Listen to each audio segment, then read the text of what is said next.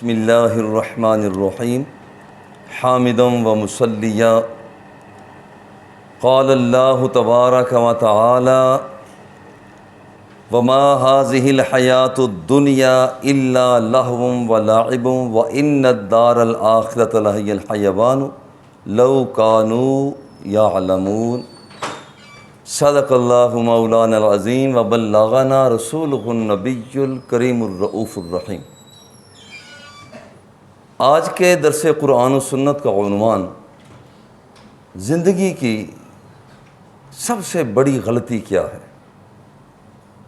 زندگی کی سب سے بڑی غلطی وہ کیا ہے؟ ہم انسان ہیں، بحیثیت انسان کوتاہیاں، غلطیاں، غفلتیں ہو جاتی ہیں۔ کچھ غلطیاں ذات سے متعلق ہوتی ہیں۔ قوت ذائقہ کا استعمال غلط کیا، غلطی ہے۔ قوت شامہ سونگھنے والی قوت کا استعمال غلط کر بیٹھے، غلطی ہے۔ دیکھنے والی قوت باصرہ کا استعمال غلط کر بیٹھے، کوئی شک نہیں، غلطی ہے۔ قوت سامعہ سننے والی قوت کا استعمال ہم غلط کر بیٹھے، غلطی ہے۔ کتنی غلطیاں ہیں، یہ ذات سے متعلق۔ قوت لامسہ چھونے والی قوت، کبھی ہم اس کا استعمال غلط کر بیٹھتے ہیں، یہ غلطی ہے۔ چھوٹی سی بات آگے بڑھتے ہیں۔ ابھی آپ نے دیکھا کہ عاصم بیٹے نے یہ کیمرہ لگایا، ابھی وہ گر گیا، کہیں نہ کہیں غلطی ہے۔ چھوٹی سی بات ہے، ہم غلطیاں کر لیتے ہیں۔ اچھا، یہ ذات سے متعلق غلطی ہے۔ کبھی غلطی اجتماع سے متعلق ہوتی ہے، جیسے دوسروں سے گھل مل کر زندگی بسر کرنا ہوتی ہے، جسے ہم تدبیر منزل کہتے ہیں۔ جیسے بیوی سے رہنا چاہیے، بچوں سے رہنا چاہیے، والدین سے رہنا چاہیے، خدام سے رہنا چاہیے، ہم اس میں غلطی کر لیتے ہیں۔ کبھی غلطی ہم سیاست مدنیہ میں کر لیتے ہیں کہ شہر میں جیسے بلدیات میں رہنا ہوتا ہے، ہم اس میں کوتاہی کر لیتے ہیں۔ نظام سیاست کی غلطی کرتے ہیں کہ جو جمہوری نظام ہم دیکھتے ہیں کہ دوسری طرف بادشاہت کا نظام، اسے ہم اختیار کر لیتے ہیں۔ جو اسلامی طرز و طریقہ ہے، طرز سیاست ہے، ہم اسے چھوڑ کر میدان سیاست میں غلطی کر لیتے ہیں۔ میدان معیشت میں اشتراکیت کو ہم لے لیتے ہیں، سرمایہ دارانہ نظام کو لے لیتے ہیں۔ اور میاں جو قرآن و سنت کا بتایا ہوا نظام معیشت ہے، اسے ہم نے چھوڑ دیا۔ غرض یہ کہ اب زندگی کے کتنے پہلو ہیں، بہت بڑی غلطیاں ہیں، کوئی شک نہیں ہے، مگر سب سے بڑی غلطی انسان کی یہ ہے کہ وہ دنیا کے اندر دل لگا بیٹھتا ہے۔ اپنا اٹھنا بیٹھنا، وہ لیٹنا بچھونا، وہ سارا کچھ اب اسی دنیا کو سمجھتا ہے۔ اللہ جل جلالہ نے قرآن مقدس میں ارشاد فرمایا وما هذه الحیات الدنیا الا لہو و لعب۔ یہ دنیا کی زندگی کھیل کود کی زندگی ہے۔ ہر کھلاڑی ہر وقت میدان میں نہیں رہتا۔ کتنے ہمارے کرکٹر ہیں، کھیلتے ہیں مگر میدان سے فارغ ہو جاتے ہیں۔ کتنے ہمارے فٹ بال کھیلنے والے ہیں، کتنے ہمارے ٹینس کھیلنے والے ہیں، کتنے ہمارے کھلاڑی ہیں، مگر اپنا دل میدان میں نہیں لگاتے۔ کچھ دیر کے لیے آئے، کھیلا، چلے گئے، دل نہیں لگاتے ہیں۔ اور یہاں پر فرمایا کہ دنیا کی زندگی جو لعب و لعب ہے، وَإِنَّ الدَّارَ الْآخِرَةَ لَهِيَ الْحَيَوَانُ، اصل زندگی آخرت کی زندگی ہے۔ لو کانوا یعلمون، کاش کہ ان لوگوں کو پتہ چل جاتا۔ اللہ جل جلالہ فرماتا ہے بندوں کو پتہ چل جائے کہ آخرت کی اصل میں زندگی ہے، اور پھر یہ زندگی، اس زندگی کو گزارنا کیسے ہے۔ خود حضور علیہ الصلاۃ والتسلیم نے ارشاد فرمایا، میرے آقا ارشاد فرماتے ہیں کن فی الدنیا کأنک غریب، دنیا میں یوں رہو جیسے ایک مسافر رہتا ہے۔ کن فی الدنیا کانک غریب او عابر السبیل، یا یوں فرمایا کہ دنیا میں یوں رہو جیسے ایک راستے میں چلنے والا ایسے رہتا ہے۔ کبھی غور کریں، افطاری کا وقت ہو، گھر میں آج کل سموسے پکوڑے بہت چلتے ہیں، گھر میں سودا لانا ہو، سموسے پکوڑے لانے ہو، فلاں فلاں، دیکھیں راستے میں کتنی چیزیں آتی ہیں، چمکدار دکانیں بھی آتی ہیں، ریڑیاں سجی ہوئی ہوتی ہیں، دکانیں سجی ہوتی ہیں، مگر وہ جو سمجھدار آدمی ہے وہ ان کی طرف توجہ نہیں دیتا۔ اسے پتہ ہے کہ میں نے واپس جانا ہے، میری بیوی میرے بچے انتظار کر رہے ہیں، میرے گھر کے افراد انتظار کر رہے ہیں، میں نے سودا لے کر جانا ہے۔ اب یہ ادھر ادھر نہیں دیکھتا، سیدھا جاتا ہے، وقت مقررہ پر واپس آ جاتا ہے۔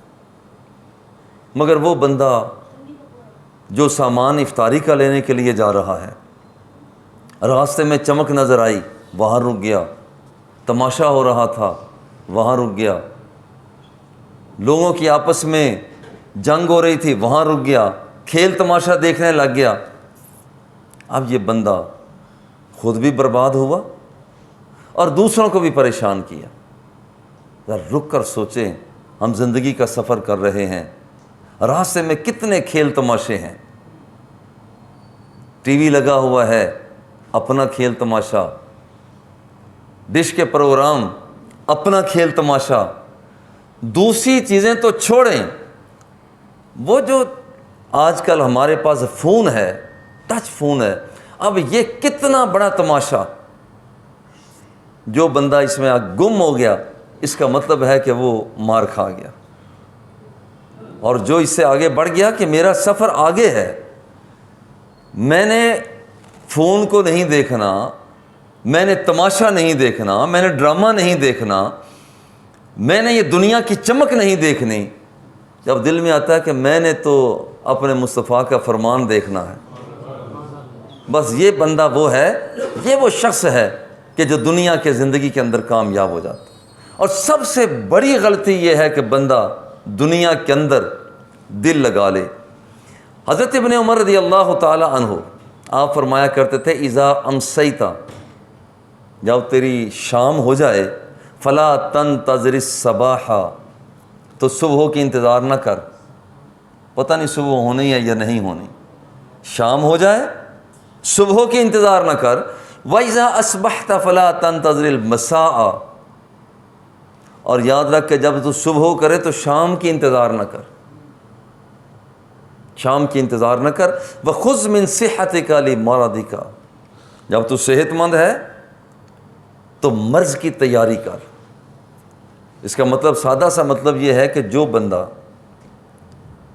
اپنی صحت مندی کے اندر جو کوئی نیکی کا کام کرتا ہے، جب بیمار پڑ جاتا ہے وہ نیکی کا کام نہیں کر پاتا، فرشتوں سے رب ذوالجلال فرماتا ہے اس بیمار بندے کی اتنی نمازیں لکھو، اتنے نفل لکھو، اتنے صدقات لکھو، اتنے خیرات۔ مولا اس نے کام تو کیا نہیں، حکم ہوتا ہے اس نے کیا نہیں، جب یہ صحت مند ہوتا تھا تو یہ کام کیا کرتا تھا، آج بھی اگر یہ صحت مند ہوتا تو اس نے یہ کام کرنے تھے، بیماری کی وجہ سے نہیں بھی کر سکا تو پھر بھی میں کہہ رہا ہوں کہ وہ اس کے نامہ اعمال میں سب کچھ لکھ دو۔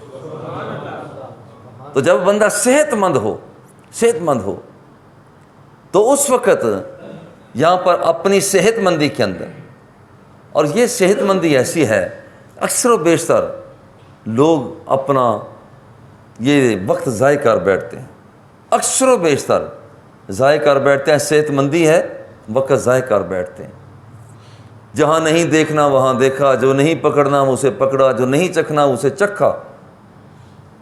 اب یہاں پر حضرت ابن عمر رضی اللہ تعالیٰ عنہ فرماتے ہیں وَمِنْ حَيَاتِكَ لِمَوْتِكَ، اپنی اس زندگی سے فائدہ لے اور اپنی موت کی تیاری کر۔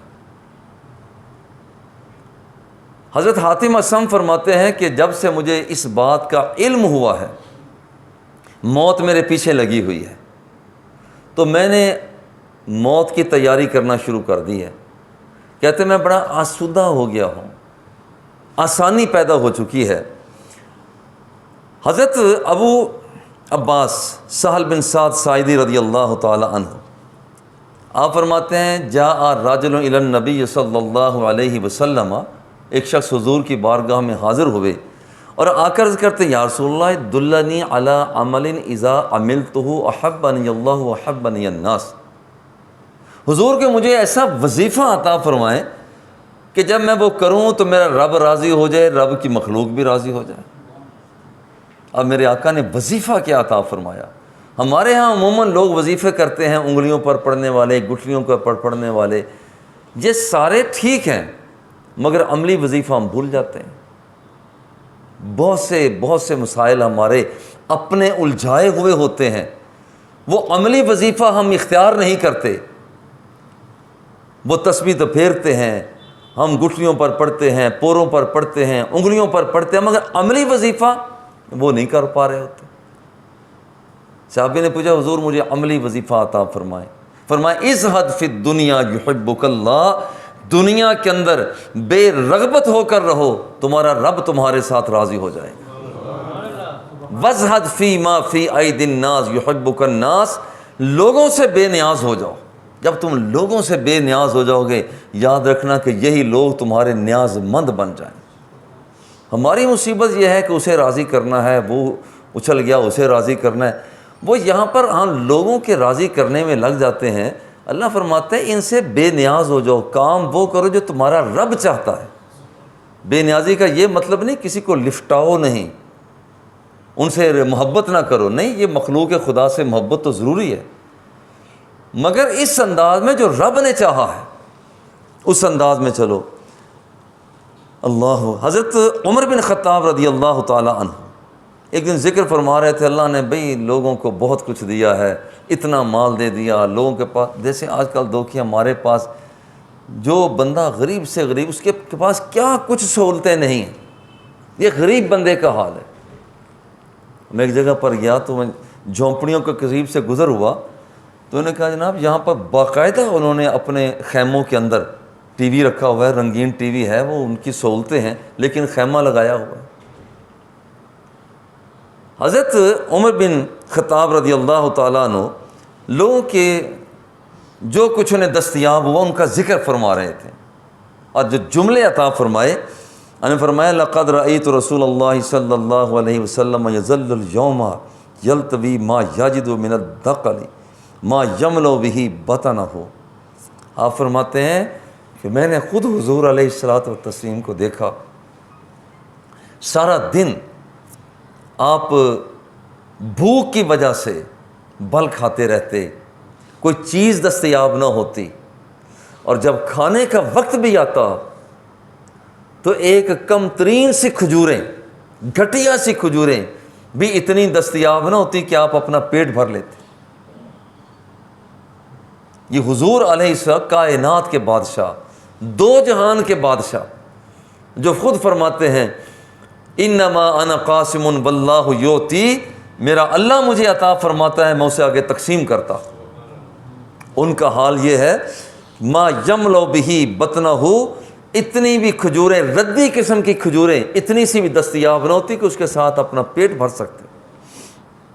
ام المومنین سیدہ عائشہ صدیقہ رضی اللہ تعالیٰ عنہ فرماتے ہیں جب حضور علیہ الصلوۃ والتسلیم کا انتقال پر ملال ہوا، فرماتی ہیں کہ میرے گھر میں وما فی بیت من شیء یاکلہ ذو کبد الا شطر شعیر، کہتے ہیں میرے گھر میں سرکار کا انتقال پر ملال ہوا، گھر میں کوئی ایسی کھانے کی چیز نہیں تھی جسے کوئی جاندار کھا سکتا ہو، یہ حال تھا، کوئی جاندار کھا سکتا ہو سوائے کس چیز کے، الا شطر شعیر فی رف لی، کہتے ہیں کہ ہمارے گھر کی کنس پڑچھتی، وہاں پر کچھ جو پڑے ہوئے تھے، کہتے ہیں میں وہ جو کھا کر گزارا کیا کرتی۔ یہ حال ہے ان شخصیات کا جن کے ذریعہ سے ہمیں دین ملا ہے، اسلام ملا ہے، ایقان ملا ہے، توکل کے طریقے ملے ہیں، تیقن کی انداز ملے ہیں، دنیا کے اندر رہنے سہنے کے تہذیب و تمدن کے طریقے ملے ہیں۔ فرماتے ہیں کہ میں نے ایک دن سوچا کہ اتنا، یہ میں نے کئی دن ہو گئے ہیں یہ جو استعمال کرتے ہوئے، یہ کتنے ہیں ذرا تخمینہ تو لگاؤں۔ کہتے ہیں میں نے اسے تول کر لیا، جیسے ہی میں نے اس کا تول کیا بس پھر وہ ختم ہو گئے۔ اصل میں وہ اللہ جل جلالہ کی طرف سے تحفہ تھا۔ تو جب بندہ اس کے کاموں میں لگ جاتا ہے، صحیح مسلم کی روایت ہے، صحابہ کرام رضوان اللہ علیہم اجمعین، وہ سرکار نے ایک جگہ پر بھیجا، بھوکے ہیں پیاسے ہیں۔ حضرت عبیدہ بن جراح رضی اللہ تعالیٰ عنہ کے لیڈر ہیں، ایک توڑا کھجوروں کا تھا، پہلے تو مٹھی بھر بھر کے دیتے رہے قافلے والوں کو، آخر میں ختم ہوتے ایک ایک کھجور پر پورا دن گزارا کرتے، پورا دن گزارا ایک کھجور پر۔ حدیث پاک میں آتا ہے، پوچھا گیا پھر آپ گزارا کیسے کرتے تھے؟ کہتے ہم ایک کھجور اندر منہ کے رکھ لیتے، منہ کے اندر رکھ لیتے، چوستے رہتے، اس کی مٹھاس کچھ اندر چلی جاتی، اس کھجور کو لپیٹ کر ہم دوبارہ رکھ لیا کرتے۔ اللہ، اس کھجور کو لپیٹ کر دوبارہ رکھ لیا کرتے۔ وہ کھانے کا سودا نہیں، سامان نہیں ہے۔